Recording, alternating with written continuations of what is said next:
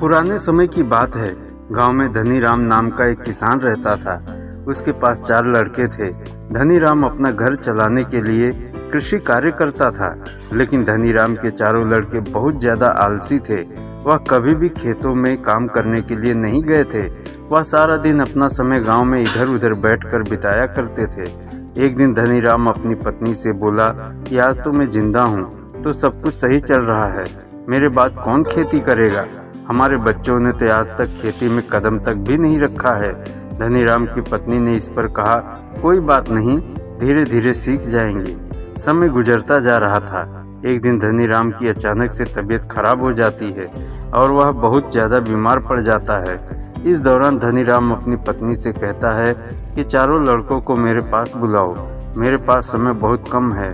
इतना सुनने के बाद धनीराम की पत्नी अपने चारों लड़कों को उनके पिता के पास बुलाकर लाती है। धनीराम इस बात से बहुत ज़्यादा चिंतित था कि उसके बाद उसके लड़कों का क्या होगा। इसलिए उसने अपने चारों लड़कों को अपने पास बैठाकर कहा कि मेरे पास जितना भी कमाया हुआ धन था, मैंने वह सारा अपने खेतों के नीचे दबाया हुआ है। जब मैं इस दुनिया में ना रहूं तो मेरे बाद तुम खेतों में से दबाया हुआ सारा खजाना निकाल कर आपस में बांट लेना। इतना सुनने के बाद धनीराम के चारों बेटे बहुत खुश हुए। इसके कुछ समय बाद धनीराम की बहुत ज़्यादा बीमार होने की वजह से मृत्यु हो गई। धनीराम की मृत्यु के कुछ दिन बाद उसके चारों बेटे खेत में दबे हुए खजाने को खोदने के लिए निकल गए।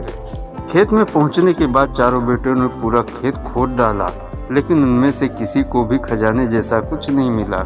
इस बात से वह चारों बहुत निराश हुए और उन्होंने घर आकर अपनी माँ से कहा कि पिताजी ने खेत में जो खजाने खोजने के बारे में बताया था वह एक झूठ था।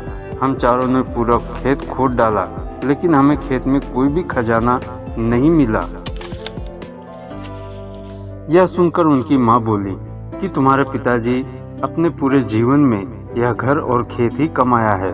अब जब तुमने इतनी मेहनत करके पूरा खेत खोद ही दिया है तो अब उसमें बीज भी डाल दो।